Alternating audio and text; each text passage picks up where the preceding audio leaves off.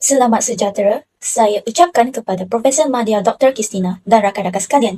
Hari ini, kumpulan kami akan membentangkan hasil kajian kes bertajuk Analisis Model Kewangan dan Penajaan Aswara. Sebagai permulaan, mari kita lihat latar belakang organisasi ini. Akademi Seni Budaya dan Warisan Kebangsaan atau Aswara merupakan sebuah badan berkanun di bawah Kementerian Pelancongan Seni dan Budaya ataupun dikenali sebagai MOTAK yang ditubuhkan secara rasmi pada tahun 1994. Institusi ini bukan sekadar pusat pengajian tinggi, tetapi ia memikul tanggungjawab besar sebagai pusat kecemerlangan dalam melahirkan penggiat seni serta memelihara khazanah warisan negara agar tidak pupus ditelan. Namun, untuk menjalankan peranan murni ini secara mampan, faktor kewangan adalah penentu utama. Dalam ekonomi seni, aswara diklasifikasikan sebagai barang awam ataupun public good kerana manfaat yang diberikan adalah untuk masyarakat umum dan ia identiti negara melampaui nilai komersial semata-mata. Walaupun mendapat sokongan padu daripada kerajaan, kebergantungan yang terlalu tinggi kepada satu sumber sahaja sebenarnya mendedahkan institusi kepada risiko sekiranya berlaku pengurangan peruntukan fiskal pada masa hadapan. Oleh itu, kajian kami akan memfokuskan kepada bagaimana aswara boleh menguruskan dana secara lebih dinamik melalui dua lensa teori utama, iaitu teori barang awam dan tanggungjawab sosial korporat. Kami akan menilai imbangan antara dana kerajaan, pendapatan sendiri dan penajaan swasta untuk merumuskan satu cadangan pengurusan seni yang lebih mampan untuk masa hadapan. Sekarang, saya serahkan kepada rakan pembentang seterusnya untuk menghuraikan kerangka teori. Salam sejahtera, nama saya Alia Wahida binti Al-Bakri, nombor kad matrik 103195. Untuk bahagian saya adalah kerangka teori yang melibatkan dua teori yang digunakan dalam kajian ini, iaitu Public Good Theory dan Corporate Social Responsibility. Pertama, Public Good Theory menerangkan bahawa seni adalah untuk semua masyarakat, bukan untuk keuntungan sahaja. Oleh itu, kerajaan membiayai aswara supaya seni dan budaya terus berkembang. Contohnya, pelajar menghasilkan karya seperti teater jenin melalui sokongan dana kerajaan. Kedua, CSR merujuk kepada peranan syarikat dalam membantu masyarakat. Dalam konteks aswara, syarikat menaja projek seperti Main Zapin pada tahun 2025 termasuk kostum dan taktikal yang membantu meningkatkan kualiti persembahan pelajar.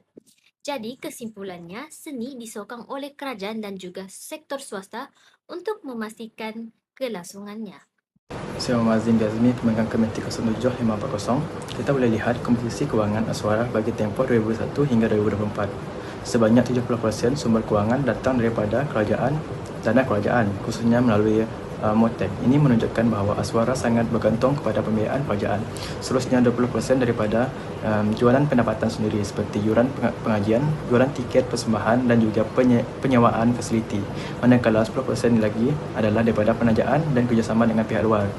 Secara keseluruhannya, struktur ini menunjukkan bahawa sektor seni dan budaya dilihat sebagai satu bentuk barang awam di mana kerajaan memainkan peranan yang sangat penting dalam memastikan ia terus berkembang dan boleh diakses oleh setiap masyarakat. Okey, seterusnya kita melihat kepada analisis dan implikasi daripada struktur kewangan ini. Pertama, berdasarkan teori barang awam, sokongan kerajaan adalah penting kerana seni memberikan manfaat kepada masyarakat secara umum.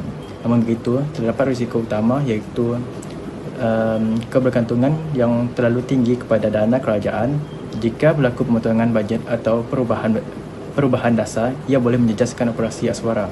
Bagi pendapatan sendiri, walaupun membantu menjana kewangan dalaman, ia masih terhad kerana bergantung kepada permintaan seperti jumlah pelajar dan penonton. Selain itu, penajaan dan kerjasama pula biasanya datang daripada inisiatif CSR syarikat, contohnya dalam penganjuran festival atau produksi seni, tapi sumber ini tidak konsisten kerana bergantung pada projek tertentu.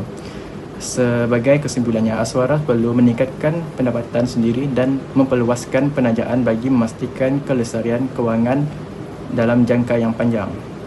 Sekian daripada saya. Terima kasih. Salam sejahtera, nama saya Sherina Utiana Richard, memegang nombor matrik 106319 dan saya akan membentangkan penilaian kritikal terhadap sistem pembiayaan di Aswara. Secara keseluruhannya, sistem ini menunjukkan keseimbangan antara kekuatan dan cabaran dalam pelaksanaannya. Kelebihan utama Aswara ialah kestabilan dana jangka panjang hasil sokongan kerajaan. Ini membolehkan program akademik seni tradisional berjalan secara konsisten tanpa bergantung dengan sumber luar yang tidak menentu. Dari segi kekuatan, kestabilan kewangan ini membantu memastikan operasi institusi berjalan lancar dan lebih terancang berbanding institusi swasta. Selain itu, Aswara memberi fokus kepada pendidikan seni tradisional yang mempunyai nilai warisan tinggi walaupun kurang nilai komersialnya. Tambahan pula, sebagai barangan merit, yuran yang disubsidi membuka peluang kepada pelajar dari pelbagai latar belakang ekonomi untuk mendapatkan pendidikan seni berkualiti. Ini menyumbangkan kepada mobiliti sosial dan kepelbagaian bakat seni negara.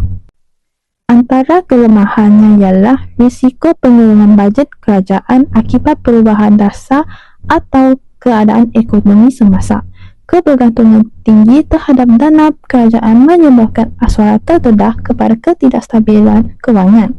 Selain itu, aspek birokrasi dalam sistem pentadbiran turut menyehatkan fleksibiliti institusi untuk mendapatkan dana daripada sektor swasta atau menjana pendapatan sendiri. Dari perspektif analisis jurang, terdapat perbezaan antara teori akademik dan realiti pelaksanaan. Secara teori, pengurusan seni menekankan kepelbagaian sumber pembiayaan. Namun, dalam realiti Aswara masih bergantung kepada kerajaan. Ini juga menyebabkan institusi agak ketinggalan dari teknologi baru seperti AI, VR, dan platform digital, sekaligus mewujudkan jurang antara pembelajaran dan keperluan industri kreatif. Kebergantungan terhadap kerajaan boleh menjejaskan autonomi institusi dalam jangka panjang dan menyehatkan pembangunan seni yang lebih progresif. Sekian, terima kasih daripada saya.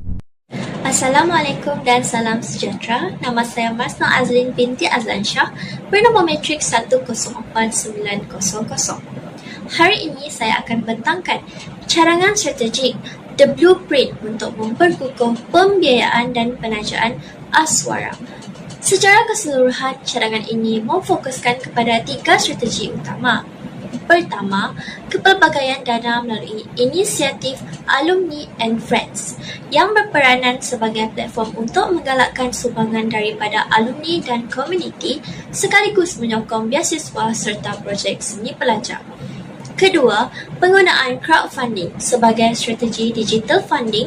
Melalui pendekatan ini, pelajar bukan sahaja dapat mengumpul dana untuk projek seni, tetapi juga dapat menguji penerimaan idea mereka dalam kalangan masyarakat. Dan yang ketiga ialah model hibrid, iaitu gabungan dana kerajaan dan pelaburan korporat. Pendekatan ini bagi memastikan kestabilan kewangan di samping membuka peluang kolaborasi strategik dengan pihak industri. Kesimpulannya, dengan pelaksanaan ketiga-tiga strategi ini, Aswara berpotensi untuk menjadi institusi seni yang lebih mampan, inovatif dan berdaya saing di peringkat global. Sekian, terima kasih. Sebagai penutup bagi pembentangan kami hari ini, analisis kami menunjukkan bahawa Aswara masih mengekalkan kebergantungan yang tinggi terhadap dana kerajaan, iaitu sekitar 70%. Melalui lensa teori barang awam, sokongan ini adalah kritikal bagi memastikan seni warisan negara yang tidak mempunyai nilai komersial tinggi dapat terus dipelihara. Namun, kita harus sedar bahawa kebergantungan tunggal ini membawa risiko besar sekiranya berlaku ketidaktentuan bajet pada masa hadapan. Oleh itu, kami mencadangkan transformasi ke arah model pembiayaan hibrid. Aswara perlu mengimbangi dana awam dengan memperkukuh teori corporate social responsibility melalui kolaborasi strategik bersama sektor swasta, seperti yang telah dibuktikan melalui kerjasama dengan Petronas dan Huawei. Selain itu, inovasi melalui crowdfunding juga dilihat sebagai alternatif digital yang inklusif untuk menyokong projek kreatif pelajar. Akhir sekali, visi jangka panjang kami adalah untuk melihat Aswara bukan sekadar bergantung kepada bantuan luar, malah muncul sebagai sebuah institusi seni nasional yang mandiri. Dengan penglibatan aktif daripada alumni dan komuniti, Aswara mampu menjadi sebuah hub seni yang berdaya saing di peringkat antarabangsa, sekaligus memastikan ekosistem ekonomi kreatif negara terus mampan dan berdaya tahan. Sekian sahaja pembentangan daripada kumpulan kami. Terima kasih.